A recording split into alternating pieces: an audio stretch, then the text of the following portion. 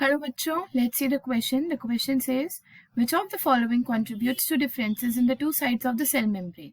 हमें बताना है कि जो सेल मेम्ब्रेन की आउटर एंड इनर साइड्स है उसमें क्यों डिफरेंसेस आते हैं, क्यों दिखाई देते हैं डिफरेंसेस. सो की concept of this question will be structure of plasma membrane. क्या होगा की concept? Structure of plasma membrane. और इस क्वेश्चन में हम देखेंगे कि प्लाज्मा मेम्ब्रेन के जो दो साइड्स होती हैं उसमें डिफरेंसेस क्यों आते हैं. तो सबको पता है कि प्लाज्मा मेम्ब्रेन, जिसको हम पीएम से डिनोट करते हैं, plasma membrane, it has two sides.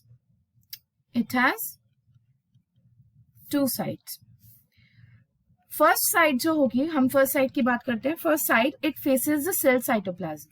कहाँ फेस करता है ये? सेल साइटोप्लाज्म की तरफ. Faces the cell cytoplasm that contains, जिसके अंदर क्या क्या होता है? Water and other biomolecules. क्या होगा? Water and other biomolecules. मतलब फर्स्ट साइड जो होती है वो अंदर की तरफ फेस करती है जहां पर सेल का साइटोप्लाज्म होता है. अब जो सेकेंड साइड होगी प्लाज्मा मेम्ब्रेन की, जो सेकेंड साइड के बारे में हम बात करेंगे, ये किसको फेस करती है? It faces extracellular matrix. Faces extracellular matrix को फेस करेगा ये सेकेंड साइड जो है. And this extracellular matrix is produced by the material released from the cell. ठीक है. तो अब क्या होता है, डिफरेंसेस क्यों आते हैं, हम इसकी बात करते हैं. So here we have differences. अब डिफरेंसेस क्यों क्रिएट होते हैं? तो यहां देखिए, डिफरेंसेस दोनों साइड्स के बीच में आर कॉज्ड ड्यू टू, सबसे पहला reason, presence of different types of biomolecules. अलग अलग टाइप के बायोमोलिक्यूल्स मिलते हैं दोनों लेयर्स, दोनों साइड्स की तरफ, इसीलिए भी डिफरेंस पैदा होता है. सेकेंड, अगर आप देखें रीजन जिसकी वजह से ये डिफरेंशिएशन आता है, वो है amount and type of phospholipids are different. Amount and type of phospholipid is different, है ना. इसलिए भी ये दोनों साइड्स डिफर करती हैं.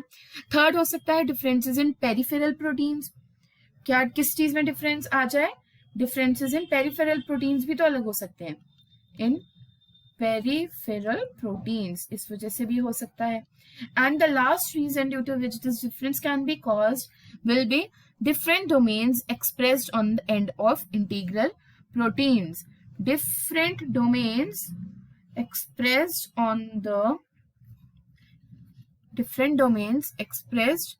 on end of integral protein. तो अब हम देखते हैं ऑप्शन में हमारे पास क्या क्या गिवन है, and then we'll eliminate the wrong one and keep the right one. Differences in peripheral proteins, सही है, ये हमने देखा था अभी. Different domains expressed on the ends of integral protein, ये भी देखा था, लास्ट पॉइंट था. डिफरेंसेस इन फॉस्फोलिपिड टाइप्स, ये भी करेक्ट हो जाएगा. So the correct answer of this question will be option D, which is all of the above. I hope you all understood it well. Best of luck.